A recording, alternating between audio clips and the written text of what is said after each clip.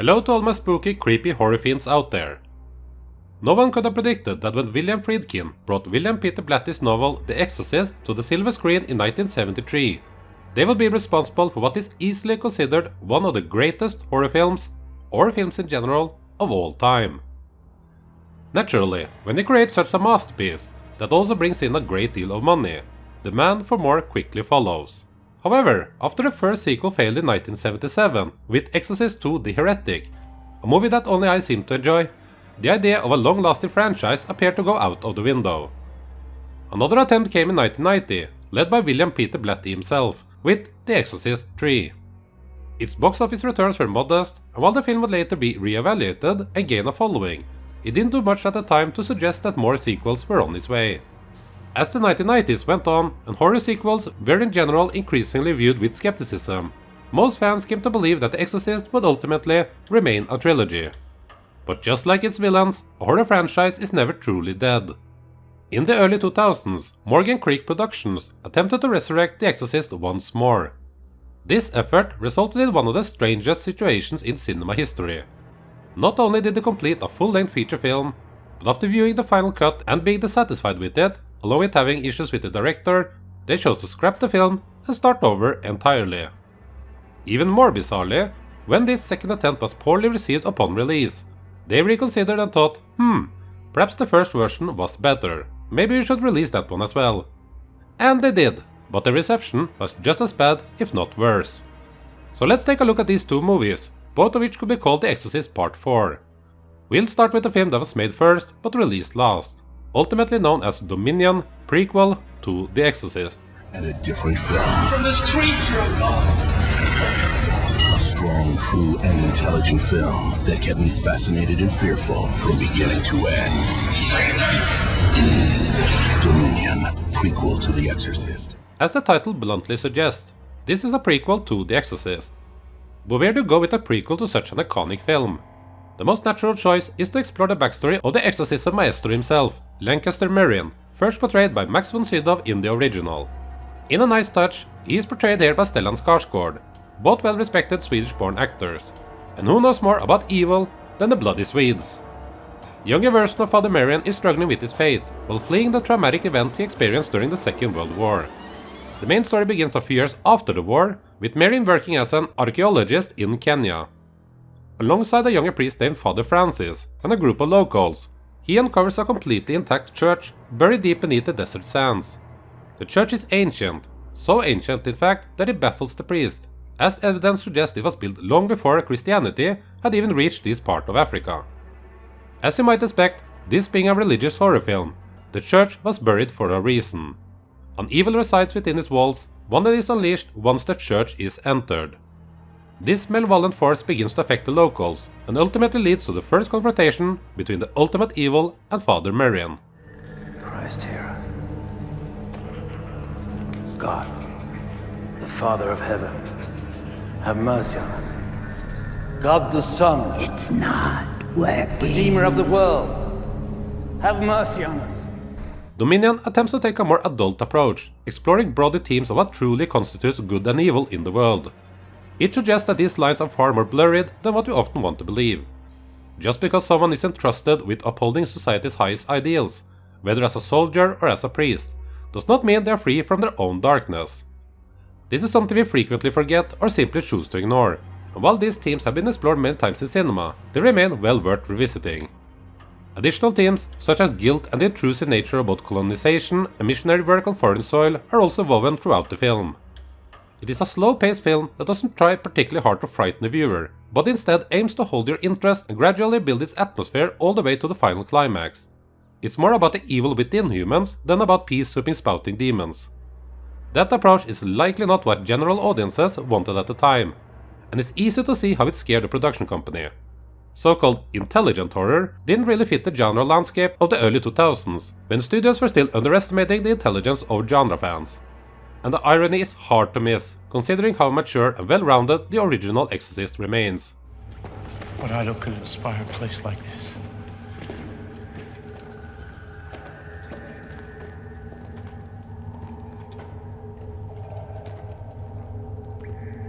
Say it's dedicated to him.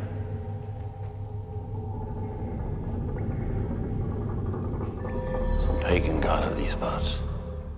How the studio failed to understand what kind of movie they were making, while also approving a $30 million production budget, is something I find hard to comprehend. That said, I've never worked in a movie studio, and I have no real insight into how the day-to-day business in that field operates, so who am I to judge? Stellan Skarsgård delivers a strong performance as Father Marion, which comes as no surprise given his skill as an actor. He feels like the perfect casting to take over the role from Max von Sydow. Gabriel Mann also does a good job as a young, naive, fully committed Team Jesus Father Francis. Philippine-born artist Billy Crawford plays a crippled young outsider named Cheche, but the locals believe the boy is cursed and want nothing to do with him, while the Westerners believe they can help. Cheche eventually becomes the possessed character in the film, and in an interesting twist, he transforms from someone with a broken body into someone healed, and even strengthened once the demonic forces take hold of him. This is the opposite of what we saw with Reagan in the original The Exorcist.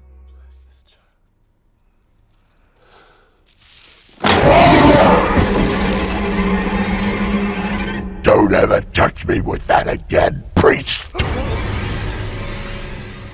But I do want to praise the filmmakers for choosing a different direction with Cheche, rather than simply repeating the green, pea-soup spouting, heavy makeup Reagan demon we've already seen before.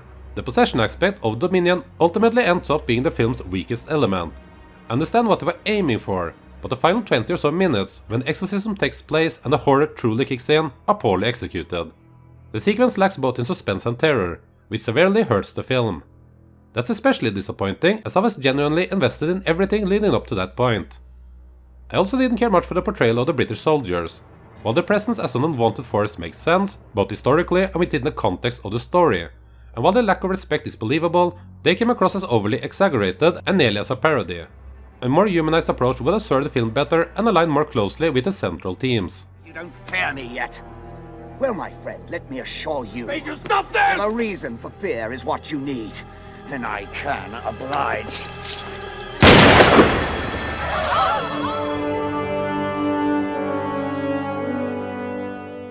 The man tasked with directing this picture was none other than Paul Schrader, who had written several films for Martin Scorsese, including The Taxi Driver, and had already directed a number of interesting features himself.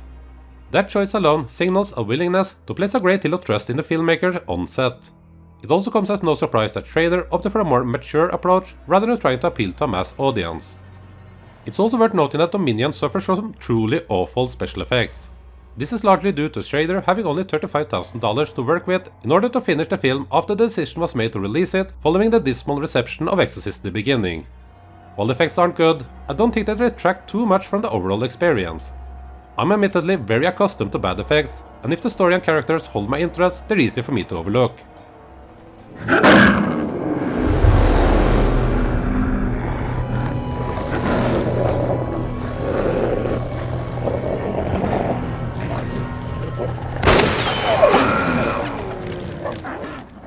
Dominion is not a great film, but I do appreciate its ambition and what it was trying to accomplish. With a stronger second half, it could have been a worthy addition to the Exorcist franchise. I can understand why Morgan Freeman got cold feet and wanted changes, and to be fair to the producers, whom fans are often quick to blame, it seems, based on what I read, that they merely suggested adjustments. Schrader, however, was adamant about not compromising his vision at all by reworking the film to include more scares.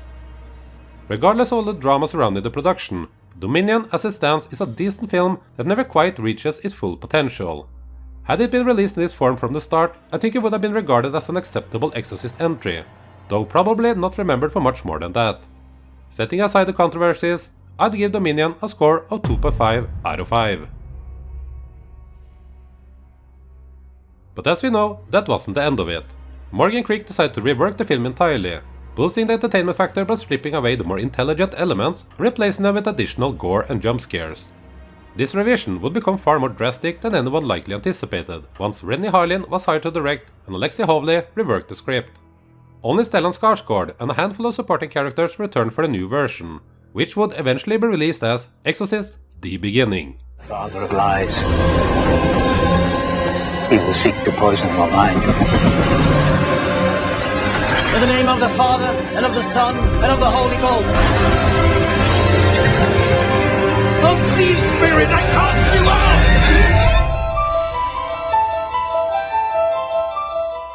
The story is, unsurprisingly, very similar to Dominion.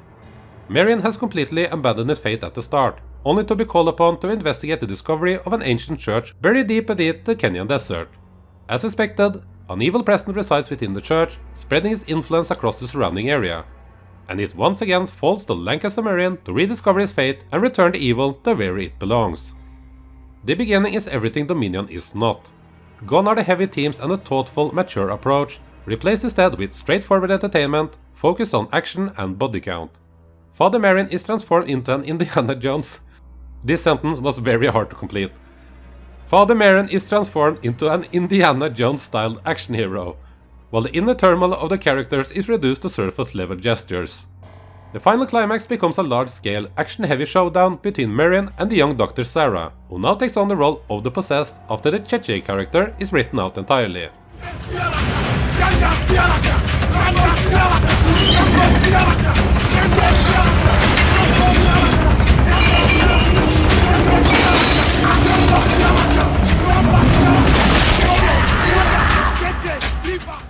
This is exactly what you'd expect when hiring Finnish filmmaker Renny Harlin to direct an Exorcist film.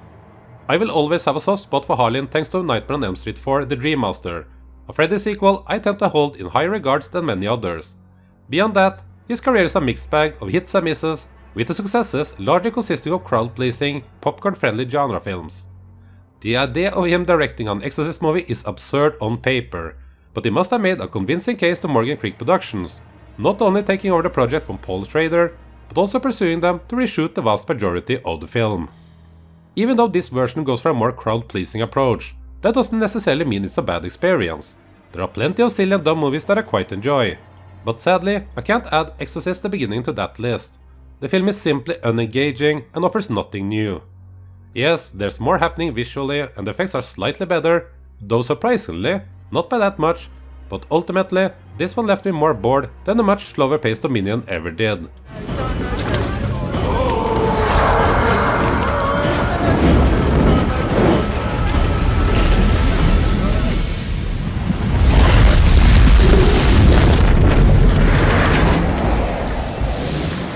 Its strongest asset is once again Stellan Skarsgård, although he's given a far less complex character to play this time around.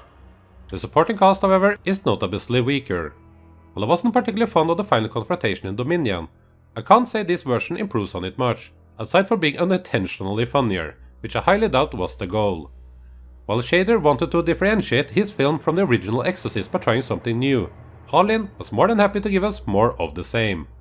We get another possessed female with similar makeup, albeit more poorly done, like Reagan in the original, foul language hurled at Father Marion, and an overload of special effects that leave you feeling absolutely nothing, unless you're able to laugh at them in a so bad it's good kind of way.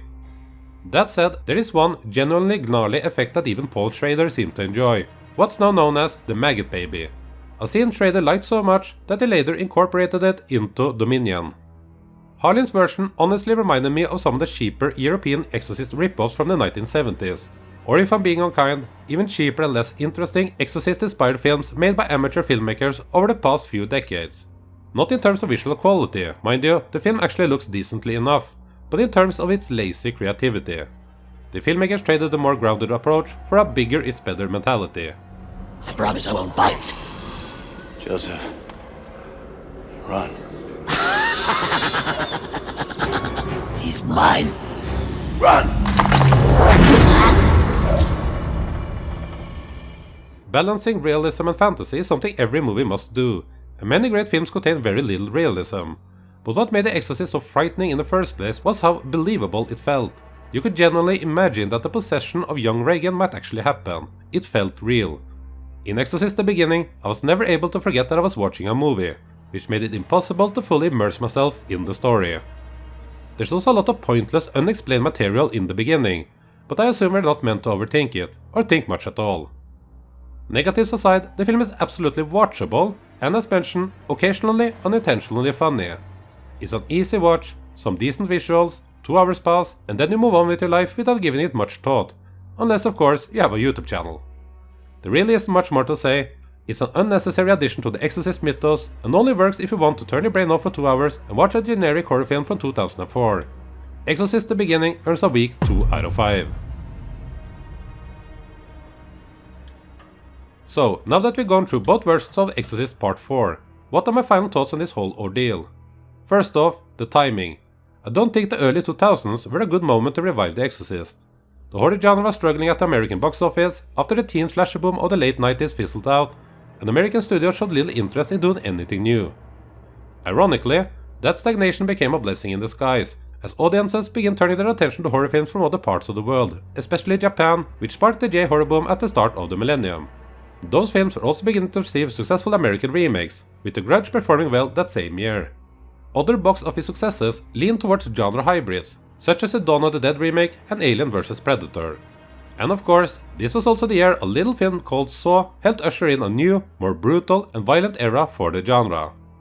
Does that mean that an Exorcist film was doomed to fail that year? Of course not. But it probably wasn't the smartest time to pour so much money into a project like this. A lower budget approach might have worked far better, but that's not what happened. Could Paul Schrader's Dominion have performed well enough on its own? Yeah, I think so. I don't believe redoing the entire film was a financially sound decision.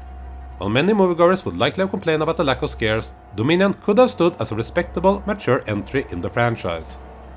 Instead, both films are now mostly remembered for their troubled productions rather than what they are as movies. Exorcist the Beginning came and went, adding nothing to the franchise, and it's frankly embarrassing that the better regarded version was the one Morgan Creek chose not to release first. That said, I'm personally glad things turned out the way they did, because we now have not one but two versions of The Exorcist Part 4. That alone is fascinating. It's rare for audiences to get radically different versions of the same film. Closest modern comparison would be the whole Snyder Cut situation with the Justice League, and while I don't particularly care for either versions of that movie, I'm still glad fans got to see both. Before wrapping up, I thought it would be fitting to do a quick ranking of the Exorcist films. At the very top sits the original Exorcist, standing alone of course. In the second place is The Exorcist 3, which has its own production controversies, ones I'm sure you can find entire YouTube videos all about. Those two are the only entries I'd confidently call genuinely great. At number 3 I placed Exorcist 2 The Heretic, as I am one of the very few who finds enjoyment in the bizarre, whatever it was, experiment. I do have a video about it on my channel if you want to hear me ramble about it further. At number 4 I put Dominion, and at the very bottom sits Exorcist The Beginning. What about the newest entry, Exorcist Believer? Did I forget about that one? Have I not seen it? Well, I wish I had forgotten about it. It was one of the most miserable and insulting movie-going experiences I've had in a long time, so let's not even rank it. Straight to the trash it goes. There's also a new Exorcist movie in the works, because of course there is. This one will be made by Mike Flanagan, starring Scarlett Johansson, which will surely bring some excitement back to the franchise. That said, I could honestly go another decade or two before watching a new Exorcist movie. Those are my thoughts on the two Exorcist 4 movies. How do you feel about all of them, especially the sequels, and how would you rank them? Are you excited about the new one made by Mike Flanagan, or are you simply tired of the possession subgenre of horror films? Let me and others know in the comment section below. I hope you enjoyed this one. If you are interested in more Exorcist discussion, check out my video on the very first sequel, Exorcist 2 The Heretic. Thank you for watching, and I hope to see you again for more horror movie talk here on CinemaTerror.